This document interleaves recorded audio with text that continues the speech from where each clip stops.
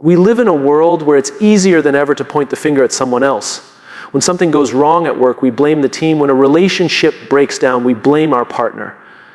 When we don't get the results we wanted, we blame the system, the timing, the market, anyone but ourselves. And for a brief moment, it feels good. It gives us comfort. It lets us off the hook. But here's the problem with that mindset. It builds a wall between you and your growth. The truth is, as long as it's someone else's fault, you are handing over the keys to your progress.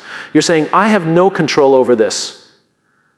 And once you say that, you've chosen to be powerless. You've chosen stagnation over evolution. Growth doesn't start when things go your way. Growth begins the moment you pause, reflect, and ask the difficult question.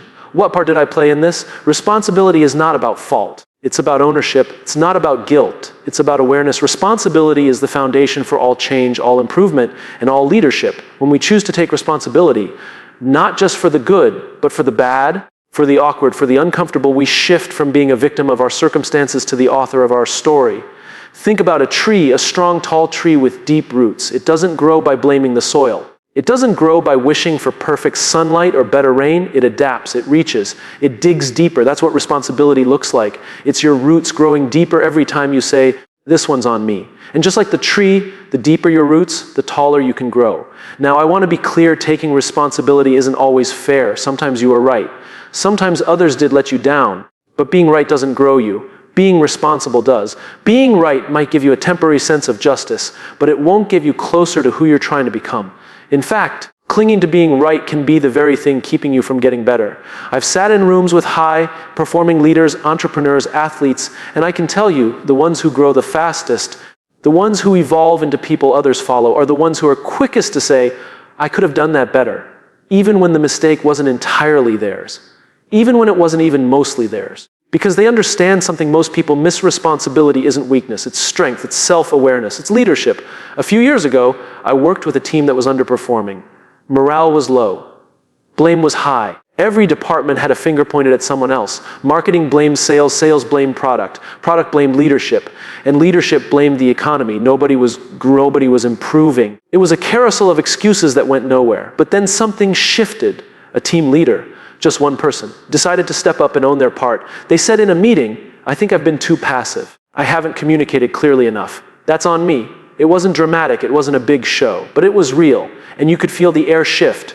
It broke the pattern. Because when someone takes responsibility with sincerity, it invites others to do the same. Responsibility is contagious. One act of ownership can spark a ripple effect across a team, a company, even a family. But someone has to go first. Someone has to have the courage to stop pointing and start reflecting. Someone has to say, maybe it's not just them. Maybe it's me too. That's where growth begins. What's powerful about taking responsibility is that it puts you back in the driver's seat. If it's your fault, it means it's also within your control. You can change it. You can learn from it. You can do better next time. There's a strange kind of freedom in that. It means you're not stuck. You're not at the mercy of everything and everyone else. You're in charge of your next step. Now, let me say this. Owning your mistakes, acknowledging your part, doesn't mean beating yourself up. This is not about shame. It's not about self-punishment. It's about growth. You say, yes, that was my responsibility. And then you move, you grow. You change, you elevate. You don't stay stuck in guilt. You use the insight as fuel. Children blame, adults take responsibility. Leaders go first. And those who grow the fastest are the ones who've learned that pointing fingers is easy, but looking in the mirror is transformational. So if you find yourself frustrated, stuck, constantly repeating the same patterns in your life, your relationships, or your career, ask yourself honestly, what if it's not them? What if it's me? That question is not an admission of failure. It's a declaration of growth. It means you're ready to evolve. It means you've stopped protecting your ego and started investing in your future. The most successful people I know have one thing in common. When things go wrong, they don't waste energy on blame. They go inward. They ask, what can I learn? How can I improve? What will I do differently next time? That's the mindset that builds resilience, wisdom, and impact. We all mess up. We all fall short. But what separates the stuck from the growing is what we do next. Blame is a wall. Responsibility is a door. You get to choose which one you walk through. So the next time something goes wrong, before you blame, before you deflect, before you justify, pause. Take a breath and ask yourself, what part did I play in this? That question could be the very beginning of your next level. Because growth doesn't happen by accident. It happens by ownership. Always. There's a strange kind of comfort in being the victim. It gives us a story. It gives us something to say when things don't work out. It wasn't my fault. They didn't support me. No one gave me a chance. In the short term, those stories feel good. They justify our pain. They give us permission to stop trying. They protect us from the discomfort of responsibility. But they also do something else, something far more dangerous. They trap us. When we live in victimhood, we are constantly reinforcing the belief that we have no power, that we are at the mercy of other people's decisions, circumstances, or the world around us. And while that belief may let us off the hook, it also keeps us from changing our lives. Because as long as we see ourselves as victims, we're waiting for someone else to fix it, someone else to say sorry, someone else to change. And that way can last a lifetime. The most damaging thing about a victim mindset is that it convinces you that progress isn't up to you. That's the lie. It says you can't grow until they change. You can't succeed unless they help you. You can't move forward unless they apologize. But the truth is, growth isn't about what happens to us. It's about how we respond to what happens to us. We've all had moments where life was unfair. Maybe someone took credit for your work. Maybe someone broke your trust. Maybe life just dealt you a harder hand than it gave others. Those moments hurt. They can knock the wind out of you, and you have every right to feel that pain. But what you do next is everything. Because what comes after the pain is either blame or responsibility. Either you stay stuck in the story or you rewrite it. Victimhood doesn't look like weakness on the surface. In fact, sometimes it can look very righteous. I'm standing up for myself. I'm exposing the truth. But look deeper. If every story you tell ends with someone else being the problem, you're not standing up, you're standing still. You're repeating a loop that will never lead to growth. Growth begins the moment we stop asking, why did this happen to me? And start asking, what can I do with this? That shift from passive to active, from reactive to intentional, is what separates the people who evolve from the ones who stay bitter. Because there's a difference between being a victim of a moment and choosing to live in that identity. One is a season, the other becomes a cage. When I talk to leaders who've been through something difficult, loss, betrayal, failure, I often listen for the language they use, and I've noticed something interesting. The ones who rise from the ashes don't use the word victim. They say things like, it was tough, but I learned. It was painful, but I grew stronger. It broke me for a while, but now I help others through the same thing. They don't deny the pain. But they don't become it either. Comfort is not always good for us. Sometimes comfort is the reason we stay stuck. Victimhood gives you comfort without growth. It gives you sympathy without change. But responsibility, that's uncomfortable. It means you have to confront your own blind spots. It means you have to give up your story, even when it still makes you angry. It means choosing progress over pride, and that's hard. But it's also the only way forward. I once worked with someone, let's call her Sarah, who had every reason to be bitter. She had been passed over for promotions. Her ideas had been dismissed. She had dealt with leaders who didn't support her growth. When I met her, she was frustrated and full of resentment. But then something remarkable happened. She said, I'm tired of telling the same story. I'm tired of waiting for someone to see my value. I'm going to become the kind of leader I wish I had. That moment changed everything. She stopped blaming. She stopped waiting. She started building. And within a year, she had not only been promoted, but she had become the most trusted mentor in her organization. Not because her circumstances changed, but because she did. She broke free from the trap of victimhood by realizing her power was never in other people's hands. It was in her choice to respond differently. We've all had seasons of feeling stuck, overlooked, or let down. But growth doesn't come from replaying the pain. It comes from reframing the purpose. When you move from, they hurt me, to this shaped me, you don't erase the past. You evolve from it. You become bigger than what happened to you. You become the author of what comes next. There's a phrase I love. You can't heal what you won't take responsibility for. That's not about blaming yourself for things that weren't your fault. It's about owning your future even when your past wasn't fair. That's what real strength looks like. Not revenge. Yeah. Not bitterness. But choosing to rise, choosing to grow. If you find yourself always telling stories where you're the one who was wronged, pause. Ask yourself, what am I getting from this story? Is it comfort? Is it sympathy? Is it a reason not to take the risk? And more importantly, what is it costing me? Because every time you choose the comfort of victimhood, you delay the discomfort of growth. But growth is the only thing that changes your life. So let this be the moment where you say, yes, I was hurt. Yes, that was unfair. And no, I'm not staying here. Let this be the moment you choose responsibility, not because it's easy, but because it's the only way to move forward. Let this be the moment you stop waiting to be rescued and start realizing you've had the power all along. Growth isn't about pretending bad things didn't happen. It's about refusing to let them define who you are. Victimhood may feel safe, but it will never take you where you want to go. It will never build the life you're capable of. Only ownership can do that. Only courage, only responsibility. So take it, all of it. Own your story, own your choices. Own your growth. Because the moment you stop being the victim is the moment you start becoming the leader you were always meant to be. Leadership isn't a title, it's not a corner office, a nameplate, or a job description. Leadership is a behavior, it's a choice we make not once, but over and over again. And at the heart of that choice is one simple, but often uncomfortable practice, self-reflection. Most people think leadership starts when others begin to follow you. That's wrong. Leadership starts the moment you begin to look inward and ask yourself the hard questions. It starts when you stop looking for someone to blame and start asking, what can I do differently? It starts with the willingness to see yourself clearly, not just as you are, but as you could be. We're all good at spotting problems in other people. We can point out where a coworker lacks initiative, where a partner shuts down, where a leader miscommunicates. But the real work, the hard work, is looking in the mirror and asking, where am I doing the same thing? That's where leadership begins. That's where trust is built. That's where growth happens. Leadership is not about being right. It's about being real. Real with others, yes, but more importantly, real with yourself. The best leaders I know are the most self-aware. They don't pretend to have it all figured out. They don't hide behind perfection. They're the first to say, I was wrong. I missed that. I need to get better at this. And in doing that, they give everyone around them permission to do the same. But self-reflection takes courage. It requires us to slow down, to sit in silence, to be brutally honest with ourselves, even when we don't like what we see. That's why so few people do it, because it's easier to stay busy, to keep chasing, to stay distracted. Reflection asks us to stop, to get quiet, to take responsibility. Several years ago, I worked with a leader who was struggling with retention on his team. People were leaving. Morale was down, productivity was dropping, and in every meeting he had a reason why. The team's too young, they're not motivated, they don't have the same work ethic. One day I asked him a simple question. When was the last time you asked yourself what you might be doing to contribute to the problem? He paused, he got quiet, he sat back in his chair, and after a few seconds he said, I haven't. I've been so focused on fixing them, I haven't stopped to look at me.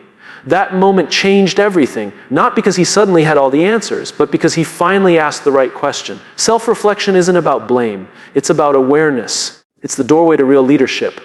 When you reflect, you learn what triggers you. You learn what patterns keep repeating in your life. You learn how your words land, how your silence speaks, and how your actions shape the culture around you. Reflection turns experience into insight. Without it, you're just living the same day over and over, hoping for a different result. Leadership is not just about what you say. It's about how you show up, and how you show up is directly tied to how deeply you've reflected. Because if you don't understand yourself, you can't lead others. If you're not aware of your own blind spots, how can you help someone else see theirs? If you're not willing to evolve, how can you ask a team to? Every leader will face moments of challenge, moments where things don't go as planned, where goals are missed, where people feel disengaged. And in those moments, the instinct is to fix outward. Change the strategy, reassign the task, rewrite the plan. But the real question is, have you looked inward first? The most powerful leaders don't react, they respond. And the space between reaction and response is created by reflection. Reaction is instinctual, it's fast, it's defensive. But reflection slows you down. It gives you space to understand what's really going on inside you and around you. It lets you lead with intention, not just emotion. You don't have to sit on a mountain or take a week-long retreat to reflect. Sometimes it's 5 minutes at the end of the day asking yourself 3 simple questions. What went well? What didn't? What do I need to do differently tomorrow? That small habit can change everything. It builds awareness. It builds humility. It builds trust. Because here's the thing, when people know their leader reflects, they feel safe. They know you're not just going to blame them when things go wrong. They know you'll take responsibility. They know you'll seek to understand before you judge. That creates trust. And trust is the foundation of every high-performing team. Leadership begins with self-reflection, but it doesn't end there. It grows through consistency. It grows when you make reflection a daily practice, not just a reaction to crisis. When you use it not just to correct mistakes, but to get better even when things are going well. Because reflection isn't just for fixing problems. It's for becoming better every day. And it's not about being perfect. In fact, the more you reflect, the more you'll see your flaws. But that's not a bad thing. It means you're paying attention. It means you're growing. The goal isn't to eliminate every weakness. It's to become aware enough to lead despite them. In a world that moves fast and praises productivity, reflection can feel like a waste of time. But the truth is, it's one of the most productive things you can do. Because it ensures that you're not just moving, but moving in the right direction. It ensures that your growth isn't accidental, it's intentional. If you want to lead others well, lead yourself first. And to lead yourself, you have to know yourself. And to know yourself, you must reflect. regularly, honestly, courageously. So take the time, ask the hard questions, be willing to look inward before you speak outward. That's not weakness, that's leadership. And it all begins not with action, not with speeches, not with strategy, but with reflection. When something goes wrong, the easiest thing to do is look around for someone to blame. It's instinct. It's fast. It gives us immediate relief from the discomfort of responsibility. Blame lets us feel righteous, safe, even smart. But here's what blame doesn't do. It doesn't solve problems. It doesn't build trust. And it certainly doesn't move us forward. Blame is a defense mechanism. When things don't go our way, when we fail, when we're embarrassed, when we're frustrated, blame is how we protect our pride. It's how we avoid the sting of ownership. But pride doesn't build progress. Ownership does. Because until you take responsibility, you can't change anything. You're stuck. I've seen teams lose months, sometimes years, stuck in cycles of blame. Sales blames marketing. Marketing blames leadership. Leadership blames the industry. And while everyone's busy pointing fingers, nothing improves. The same frustrations bubble up. And eventually people stop caring because no one feels responsible. Progress only begins when someone stands up and says, I'll take ownership of this, not because it's easy, not because they caused the problem, but because they understand that leadership is about stepping forward when everyone else is stepping back. Blame delays that. Blame buys us time we don't use to reflect but to hide. Every moment spent blaming is a moment not spent learning, and learning is how we grow. It's how we build better systems, better relationships, better results. Ownership doesn't mean you're always the one at fault. It means you're always the one willing to respond. There's a big difference between fault and responsibility. Fault is about the past. Responsibility is about the future. When you take ownership, you're not saying, this is my fault. You're saying, this is my problem now, and I'm going to do something about it. That mindset is powerful. It creates momentum. It earns trust. Years ago, I worked with a startup team that launched a new product. They had high hopes, bold goals, and within weeks, everything started to fall apart. The users didn't engage, the design didn't work, the marketing flopped. In the post-mortem, it would have been easy to start pointing fingers. And for a few minutes, they did. But then the CTO spoke up. He said, this one's on me. I didn't test the infrastructure properly. I didn't ask the right questions. And then the product lead said, I should have flagged the usability issues earlier. And then the marketing head added, I pushed it out before the feedback loop was ready. What started as a room full of blame turned into a room full of ownership. That moment didn't fix everything, but it changed the culture. It sent a message. We're not here to assign fault. We're here to make things better. That mindset allowed them to rebuild, to improve, and eventually to succeed, not because they were perfect, but because they were accountable. The longer you wait to take ownership, the more damage you do. Blame doesn't just slow down progress, it erodes relationships. It creates resentment. It builds silos. It makes people afraid to speak up, afraid to try, afraid to fail. But when leaders model ownership, it creates safety, it creates trust. It tells people, we're not here to punish mistakes. We're here to learn from them. Progress is the result of people who take initiative, not people who wait to be rescued. Ownership puts the future in your hands. It says, I'm not going to wait for someone else to fix this. I'm going to do something now. That's how real change happens, one decision at a time, one responsibility at a time. I remember speaking to a young leader once who was frustrated with her team. She said they weren't delivering, weren't communicating, weren't aligned. I asked her, what have you done to make that better? She looked surprised, then quiet. Then she said, I've just been waiting for them to get it together. And I asked again, but what have you done? That moment hit her hard, because she realized she had been blaming them and doing nothing. Ownership was the missing ingredient. If you want to move forward, you have to stop pointing and start acting. The blame game might feel good in the moment, but it never leads to a solution. It might give you a temporary win in the argument, but it will cost you in trust, growth, and progress. Every team, every relationship, every individual has a choice to make delay progress with blame or drive it with ownership. One will keep you trapped. The other will set you free. But the choice isn't easy. Ownership is uncomfortable. It requires humility. It demands self-awareness. And most of all, it asks us to lead ourselves before we try to lead others. When you embrace ownership, people notice, they respect it. Because in a world where everyone is passing the buck, the person who says, I'll take this, stands out. That's what leadership looks like, not perfection, but presence. Not having all the answers, but being willing to go first. So the next time something breaks down, whether it's in your work, your team, your relationships, don't rush to blame. Take a breath, step back, ask yourself, what part did I play in this? What can I do to make it better? And then do it. That simple shift can change everything. Blame is easy. Ownership is brave. And bravery is what progress requires. The world doesn't need more people who can point out what's wrong. It needs people who will take responsibility and lead us to what's right. That starts with you. It starts now. And it starts not with blame, but with ownership. We all want to grow. We say it often. We want to get better. We want to succeed. We want to lead. But the moment discomfort shows up, we pull back. We hesitate. We tell ourselves maybe it's not the right time. Maybe we're not ready. Maybe we need more certainty. But here's the truth: growth and comfort do not live in the same house. Growth is not supposed to feel good in the beginning. It's awkward. It's messy. It forces us to confront parts of ourselves we've been avoiding. And that's the point. Growth isn't about staying the same while adding more trophies to the shelf. Growth is about becoming someone you haven't been before, which means you'll have to do things you've never done before. Think about it. The first time you gave a presentation, it wasn't smooth. You probably stumbled, forgot what you were saying, felt the nerves in your chest. The first time you had to give hard feedback to someone on your team, it probably kept you up the night before. The first time you admitted you were wrong in front of people you lead, it probably felt like a punch to your ego. But those moments, they were necessary, they were uncomfortable, but they were the price of growth. We've been conditioned to believe that if it's hard, it's wrong. That struggle is a sign we're failing, but struggle isn't failure. But struggle isn't failure. Struggle is feedback. It's a sign that you're stretching, that you're doing the inner work. You don't grow by repeating what's easy. You grow by leaning into what challenges you, especially when it scares you. Some people spend their whole lives avoiding discomfort. They stay in the same job, the same patterns, the same excuses, because it's familiar. They might not be happy, but they're comfortable. And comfort is seductive. It whispers, you're fine. Don't rock the boat. You don't need to change. But the truth is, nothing great was ever built inside the comfort zone. Not resilience, not leadership, not purpose. Comfort protects your current self. Discomfort builds your future self. I once spoke with a leader who had just made a decision that cost his company a big client. It hurt. He felt embarrassed, even ashamed. And he told me, I can't stop thinking about where I went wrong. I looked at him and said, good. He was surprised. Good, he asked. And I told him, if it's uncomfortable, it means you're paying attention. It means you care.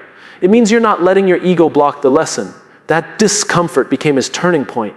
Not because the situation was easy to fix, it wasn't, but because he chose to let it shape him. He changed how he made decisions. He improved how he communicated. He started mentoring others around him to avoid the same missteps. He grew not in spite of the discomfort, but because of it. The best leaders are not the ones who avoid discomfort. They're the ones who lean into it. They understand that growth doesn't feel like confidence at first. It feels like doubt, like resistance, like vulnerability. But they show up anyway. Not because they enjoy the pain, but because they value the outcome. They know who they want to become is worth the temporary discomfort of who they are right now. There's a moment in every journey where you feel the urge to turn back, where the unknown ahead feels heavier than the safety behind. And that moment is crucial because growth doesn't happen after the discomfort ends. It happens inside it. It happens in the hard conversations. The quiet nights of self-reflection.